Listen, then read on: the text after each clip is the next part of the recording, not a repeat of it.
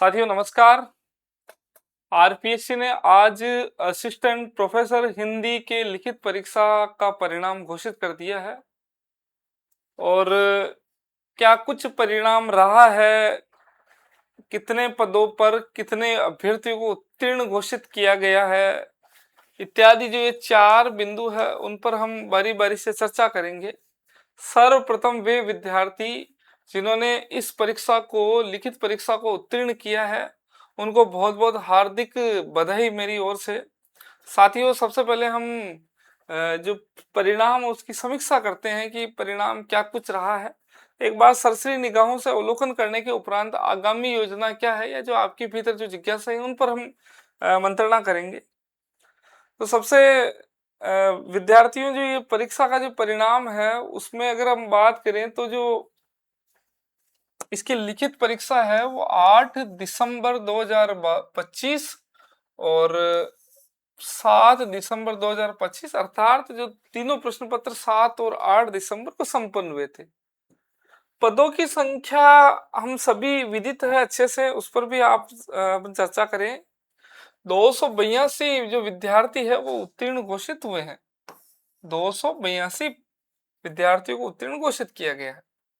कुल मिला के पदों की संख्या के अनुपात में पदों की संख्या है 90, 92 और विद्यार्थी उत्तीर्ण है 282। 82 जो विद्यार्थी है वो उत्तीर्ण घोषित हुए हैं। सबसे बड़ा और महत्वपूर्ण आश्चर्य ये है साथियों कि अब से पहले जो भर्तियां हुई थी 2020 वाली भर्ती जिसमें मेरा चयन हुआ था उसमें पदों की संख्या थी 66 और जो विद्यार्थी उत्तीर्ण हुए थे 432 विद्यार्थी, लगभग 6.5 गुना जो अभ्यर्थी है उनको उत्तीर्ण घोषित किया गया था।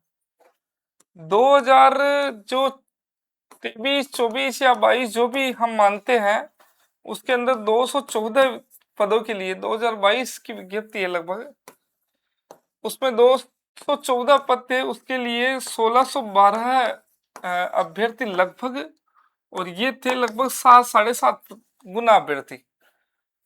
तो ये गुण अभ्यर्थी उत्तीर्ण हुए हैं। और अभी जो विज्ञप्ति निकली है 2025 वाली, ये 23 है साथियों, 22-23, इसमें पदों की संख्या हो गई 92 और विद्यार्थी उत्तीर्ण हुए हैं 282, और ये जो है लगभग 3 गुना। तो ये सबसे बड़ा आश्चर्य है कि विद्यार्थी जितने गुना पहले उत्तीर्ण हुए हैं उससे कम गुना, लगभग आधे से भी कम विद्यार्थियों को उत्तीर्ण घोषित किया गया। जो विज्ञप्ति में उल्लेखित है 3 गुना, तो 3 गुना ही उत्तीर्ण घोषित हुए हैं। अब ये कैसे हुआ उस पर भी हम चर्चा करेंगे। साक्षात्कार के लिए जो मेरिट है उस पर हम अगर मैं कहूं तो सामान्य वर्ग के लिए 136 जो अब तक की सबसे अधिक मेरिट है। ये जो पूर्व की 2 भर्तियों में, यद्यपि 2014 वाली है उसमें लिखित परीक्षा में 148 अंकों पर लिखित परीक्षा का परिणाम घोषित हुआ था, साक्षात्कार के लिए अभ्यर्थी योग्य घोषित हुए थे, उस समय भी बहुत ज्यादा अधिक विद्यार्थियों को उत्तीर्ण घोषित किया गया था। इसमें 136 अंक है, ये जो वर्ग है इसमें सभी उत्तीर्ण है। विडो के अंदर 102 बताया गया है साथियों। अनुसूचित जाति के लिए 114 के लगभग है, अनुसूचित जनजाति के लिए 104 है। इसमें डब्ल्यूडी के अंदर कोई विद्यार्थी उपलब्ध ही नहीं हो पाया है। ओबीसी के अंदर 127.51% है, एमबीसी के अंदर 86.57। ये सबसे बड़ा आश्चर्य है, जो उत्तीर्ण अभ्यर्थी है वो उनकी मेरिट मात्र 86.57 है और ईडब्ल्यू में 92.80। तो कहीं ना कहीं ये तो 2-3 जो वर्ग है इन्होंने अपने आप में बड़ा आश्चर्य को जन्म दिया है, एमबीसी और ईडब्ल्यूएस। इसके अलावा जो ये अन्य वर्ग है, इसके अलावा जो अन्य वर्ग है साथियों, अन्य वर्गों पर हम विचार करें तो ये जो अक्स सर्विसमैन के 130 अंकों पर मेरिट रुकी है, और इसमें जनरल के अंदर, ओबीसी के अंदर 106, बाकी अब दिखाई दे रहे हैं। अब हम मूल विषय की ओर आते हैं कि आखिर ये अप्रत्याशित जो परिणाम है लगभग 136 अंक का वो क्यों प्राप्त हुआ है। तो मुझे ऐसा प्रतीत हो रहा है कि प्रत्येक विषय में आपको कदाचित इसी भांति का परिणाम देखने को मिलेगा, क्योंकि आरपीएससी में जो ये परिणाम घोषित हुआ है पहले जो परिणाम और इसमें जो परिणामों में मैं जो अनुमान और निष्कर्ष निकाल पा रहा हूं, पहले जब परिणाम निकाले गए तो सामान्य वर्ग के अंदर वही विद्यार्थियों को उत्तीर्ण घोषित किया गया जो अनारक्षित थे। अनारक्षित अर्थात जिसने किसी प्रकार के आरक्षण का लाभ नहीं लिया है, तो वो उत्तीर्ण घोषित किए गए। अब उसमें क्या हुआ कि वो विद्यार्थी उत्तीर्ण हुए हैं, तो से जो सारे अधिकांश है वो श्रेणियों में रह गए। तो इसीलिए वो उनकी जो सामान्य वर्ग की जो मेरिट है वो बहुत कम पर आ जाती है, क्योंकि विद्यार्थियों की संख्या कम रहती। अनारक्षित में विद्यार्थियों की संख्या कम, तो मेरिट आ गई बिल्कुल कम। अधिक गुना अभ्यर्थी उत्तीर्ण हो गए। अब जब ओबीसी के अंदर 3 गुना विद्यार्थी ढूंढे गए, तो उसकी जो मेरिट है वो अन्य वर्ग अर्थात जो अनारक्षित वर्ग है उससे भी ज्यादा चली गई। अब ओबीसी वर्ग है उसकी जो मेरिट है वो अनारक्षित वर्ग से ज्यादा नहीं जा सकती। तो उस स्थिति में ओबीसी में उतने ही प्रतिशत या अनारक्षित वर्ग के बराबर जो मेरिट है उसके अनुपात में विद्यार्थियों को उत्तीर्ण घोषित किया गया। यही स्थिति एससी, एसटी और ईडब्ल्यूएस में देखी गई। तो इस स्थिति के अंदर उनको समकक्ष समतुल्य लाने के लिए विद्यार्थियों को अधिक उत्तीर्ण घोषित किया गया। इस वजह से मेरिट वो ज्यादा चली गई। अब इस बार मुझे ऐसा प्रतीत होता है कि सबसे पहले जैसे कि सामान्य वर्ग है, सामान्य वर्ग के अंदर जो विद्यार्थी है वो सामान्य वर्ग में सभी श्रेणियों के जो बच्चे हैं वो उत्तीर्ण हुए हैं। सभी श्रेणी के जो अभ्यर्थी है वो उत्तीर्ण हुए, चाहे वो ओबीसी हो, एससी हो, एसटी हो, ईडब्ल्यूएस हो। तो आप ये मत मानिए कि हमारे तो ईडब्ल्यूएस में मेरिट कम गई है, हमारे एमबीसी में मेरिट कम गई, ऐसा नहीं है। ये जो एमबीसी वाले विद्यार्थी है, ईडब्ल्यूएस वाले, वो सामान्य वर्ग की जो 136 वाली श्रेणी है इसमें भी उत्तीर्ण हो गए हैं। तो पहले तो सामान्य वर्ग के अंदर सभी विद्यार्थी आ गए और उसको 3 गुना उत्तीर्ण कर दिया गया। उसके बाद में एससी के अंदर 3 गुना, जो शेष बचे हैं जो सामान्य श्रेणी में नहीं आ पाए हैं वो फिर एससी के अंदर 3 गुना उत्तीर्ण हो गए, फिर एसटी के अंदर, फिर एमबीसी और शेष श्रेणियों के अंदर। इसीलिए तो सभी श्रेणियों के अंदर जो मेरिट है, लिखित परीक्षा के उत्तीर्ण होने का जो प्रतिशत अंक है वो सभी में भिन्न दिखाई दे रहा है। तो ये तो स्थिति स्पष्ट हो गई। अब एक बात ये स्पष्ट है साथियों, 3 गुना अभ्यर्थी उत्तीर्ण हुए हैं, तो जो विद्यार्थी इन अंकों में जिसने उत्तीर्ण हुए हैं तो लगभग वो बहुत अच्छी स्थिति में है, क्योंकि पहले 7 में से एक अभ्यर्थी का चयन होना है, 8 में से एक का होना है। अब मात्र 3 में से एक ही अभ्यर्थी का चयन होगा। तो ऐसा लगता है कि विश्वास की भावना, एक मनोबल की भावना स्वतः बढ़ेगी कि मेरा चयन संभावित है। अब इसमें भी ये मान के चलिएगा जिसके 138 अंक है और जो सामान्य वर्ग में चयनित है और वो अगर 17-18 अंक लिया था साक्षात्कार में, तो उसका चयन बिल्कुल पूर्ण रूप में स्वाभाविक है। मतलब पूरी संभावना है कि उसका भी चयन हो जाए। या जिसके 136 अंक है और जो सामान्य वर्ग में उत्तीर्ण हुआ है और वो अनुसूचित जाति का है, तो उसकी प्रबल संभावना है चयन की। तो इस प्रकार हम कह सकते हैं कि कोई भी अभ्यर्थी यहाँ पर बाहर नहीं निकला है, प्रत्येक अभ्यर्थी को तैयारी करनी है। इसमें साथियों तो परिणाम की समीक्षा हमने कर ली। दूसरा है कि साक्षात्कार कब हो सकता है, तो साक्षात्कार की संभावना है, अभी मुझे लगता है कि संस्कृत कॉलेज शिक्षा के साक्षात्कार चल रहे हैं, तो कम से कम 2 महीने आप मान के चलिए, अगस्त और सितंबर। तो दीपावली के बाद में एक संभावना बनती है, दीपावली के पहले 10-12 दिन पहले अगर संभावना बन जाए तो वो, अन्यथा दीपावली के बाद में संभावना इसकी अधिक दिखाई दे रही है साक्षात्कार की।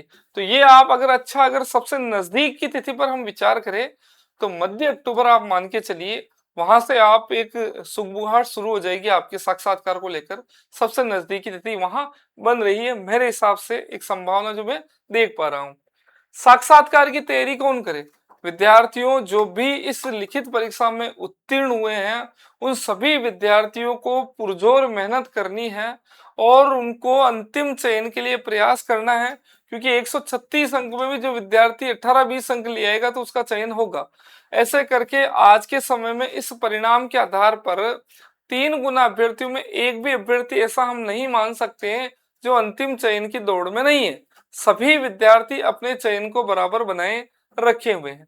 तैयारी कैसे करे साथियों, इस पर एक अलग से एक वीडियो प्रसारित करूंगा, उस पर एक अलग हम चर्चा करेंगे।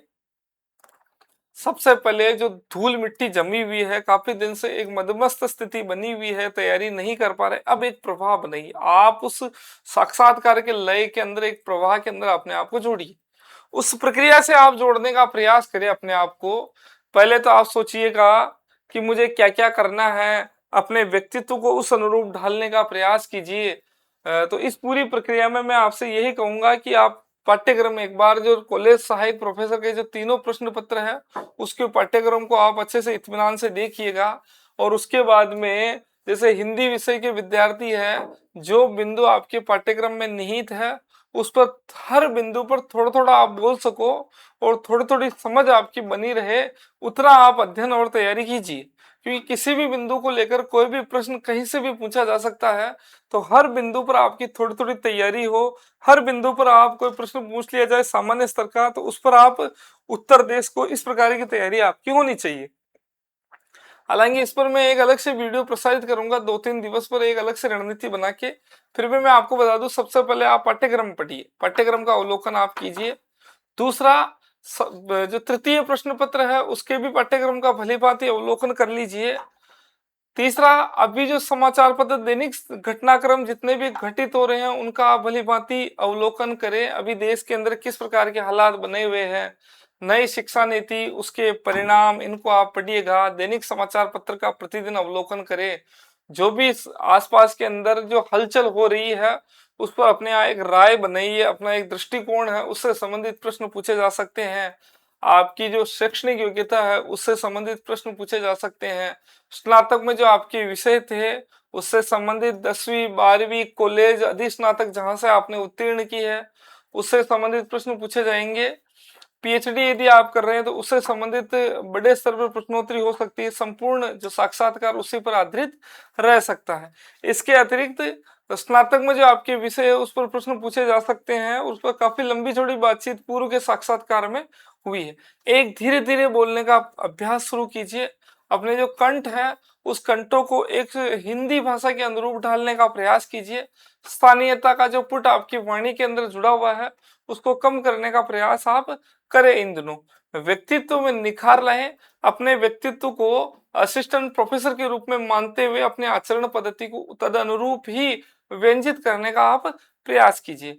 हिंदी में क्या पढ़ना है, प्रिय कालखंड, प्रिय कवि, प्रिय कहानी, प्रिय कविता, प्रिय कहानीकार कौन है, प्रिय उपन्यासकार कौन है, एक एक बिंदु पर जो अगर अपन सटीक रहे तो उन चीजों को एक लिख लीजिएगा और फिर आप उन पर थोड़ी थोड़ी तैयारी करने का प्रयास कीजिएगा। आपका प्रिय कालखंड कौन सा है, प्रिय कालखंड से ही प्रिय कवि लीजिएगा। और अगर गद्य में आपको क्या पसंद है, कहानी पसंद है, तो उसी में से कहानी में से ही जो आपका प्रिय कहानीकार उसका आप चयन कर सकते हैं। ऐसा करके कोशिश कीजिए। पढ़ने के साथ साथ आप कोशिश करें किसी भी बिंदु को आप अपने मुंह से बोले, मन में सोचे। जैसे मैंने बोला तुलसीदास, अब तुलसीदास पर आप कितना अच्छे से 2-3-4 मिनट आप धारा प्रवाह बोल सकते हैं। जो भी आपको याद आ रहे हैं, तथ्य याद आ रहे हैं, चाहे विश्लेषणात्मक सामग्री आपको याद आ रही है, उनको निर्भीक होके दर्पण के सामने आप अभ्यास कर सकते हैं। तो 15-20 मिनट आप ऐसे दीजिए जिसमें आप निर्भीक होके, स्वतंत्र होके दर्पण के समक्ष आप बहुत अच्छे से अपने संबंधित बिंदु पर अपने विचारों को व्यक्त कर सकते हैं। इसके अलावा साथियों, अच्छे व्याख्यान आप सुनिएगा। जो भी YouTube पर आप प्रसारित हो रखे हैं उनको आप सुनने का प्रयास कीजिए। जो अच्छे वक्ता है उनको सुनिए और उनके शब्दों को आत्मसात करने का प्रयास कीजिए।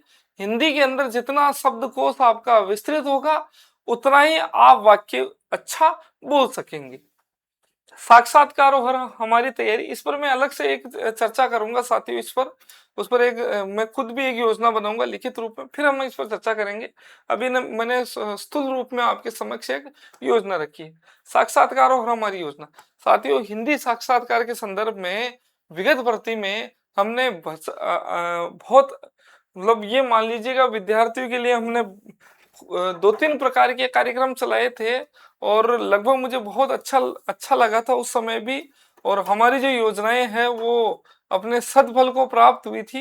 एक तो हमने छद्म साक्षात्कार करवाए थे 2 बार जयपुर। इसके अतिरिक्त मानस पाठशाला के जो हमारा अधिकृत एप्लीकेशन है इस पर आरपीएससी असिस्टेंट प्रोफेसर साक्षात्कार ऑनलाइन कक्षा के नाम से एक पाठ्यक्रम संचालित है, जो पूरे राजस्थान में ही नहीं कमोबेश राजस्थान में नहीं अपितु संपूर्ण भारतवर्ष के अंदर वो अत्यंत प्रसिद्ध पाठ्यक्रम रहा है और अभी भी बहुत विद्यार्थियों के अंदर जो असिस्टेंट प्रोफेसर साक्षात्कार की तैयारी कर रहे हैं उन विद्यार्थियों में साक्षात्कार का जो कोर्स है बहुत लोकप्रिय है। तो इसका जो परिवर्तित अभी जो नवीन पाठ्यक्रम मैंने उसको किया है, उसको परिवर्तित किया है, तो उसके पाठ्यक्रम का नाम आप देख सकते हैं, आरपीएससी या अन्य पीएससी असिस्टेंट प्रोफेसर हिंदी परिवर्धित साक्षात्कार कक्षा, ऑनलाइन कक्षा। उसके अंतर्गत पहले के पाठ्यक्रम में साथियों 45 के लगभग वीडियो व्याख्यान एवं 45 के आसपास उसमें पीडीएफ अपलोडेड है। अब मैं प्रयास कर रहा हूं कि कुछ चुनिंदा महत्वपूर्ण व्याख्यान आपके समक्ष पुनः अपलोड करूं और इसी के साथ में प्रत्येक कालखंड या प्रत्येक बिंदु को लेते हुए जितने भी संभावित जो नए प्रश्न है, प्रति प्रश्न है, अनुवर्ती प्रश्न है, या जो जाल में ट्रैप में फंस सकते हैं विद्यार्थी, ऐसे प्रश्न हैं, उस बिंदु से संबंधित जो श्यामपट्ट कार्य है उससे संबंधित प्रश्न है, उसकी पीडीएफ में अपलोड कर रहा हूं। कुल मिला के 10-15 प्रश्न ऐसे जो सीधे सीधे हैं, 5 से 7 प्रश्न तुलनात्मक प्रश्न, विशेषताओं से लेकर प्रश्न, आलोचनात्मक प्रश्न, विश्लेषणात्मक प्रश्न, वो अपलोड एक पीडीएफ में सम्मिलित है। 15 प्रश्न, 10 से 15 प्रश्न प्रति या अनुवर्ती प्रश्न है और 10 से 15 प्रश्न है विद्यार्थियों वो है जाल में फंसने वाले प्रश्न, जिसमें विद्यार्थी हिचकिचा जाता है, उनके प्रश्न और उसके 3-3, 4-4 जो पंक्तियों में संभावित जो उत्तर है उनको मैं उपलब्ध करवा रहा हूं। इसके अलावा बीज शब्द किसी भी जैसे आदिकाल है, आदिकाल में महत्वपूर्ण बिंदु कौन कौन से, एक शब्द बिंदु, पारिभाषिक शब्दावली, उससे संबंधित बिंदु है, उसको लेकर मैं अपलोड कर रहा हूं। तो इसकी योजना को लेकर भी मैं आगे बता दूंगा, आप एक बार मानस पाठशाला एप्लीकेशन पर जाके देख सकते हैं। तो साथियों मैं आपसे यही कहूंगा, जो विद्यार्थी उत्तीर्ण है वो आगे के लिए बहुत अच्छी तैयारी करे, अभी से ही तैयारी करें, आप शिथिल होकर कदापि ना बैठे, अन्यथा ये जो अवसर है, क्योंकि इसके उपरांत भर्ती प्रक्रिया होने की संभावनाएं अभी आज के समय में कहा नहीं जा सकता है कि कब भर्ती निकलेगी, क्योंकि विगत 5 वर्ष में तीसरी विज्ञप्ति है, चौथी विज्ञप्ति है जो अपने अंतिम दौर में चल रही है। तो मुझे लगता नहीं है कि अतिशीघ्र भविष्य में विज्ञप्ति आपको देखने को मिलेगी। अगर विज्ञप्ति आती भी है तो काफी जो प्रतीक्षा है वो प्रतीक्षा करनी पड़ेगी। तो आज के लिए साथियों इतना ही। अगला व्याख्यान में लेकर उपस्थित अतिशीघ्र होऊंगा, जिसके अंतर्गत हमें अपन जो मैं है जो ये जो अपने साक्षात्कार की तैयारी किस प्रकार करें, इस पर एक विस्तृत और लंबी चौड़ी बातचीत है, वो बातचीत होगी। आप सभी को शुभकामनाएं, धन्यवाद, नमस्कार।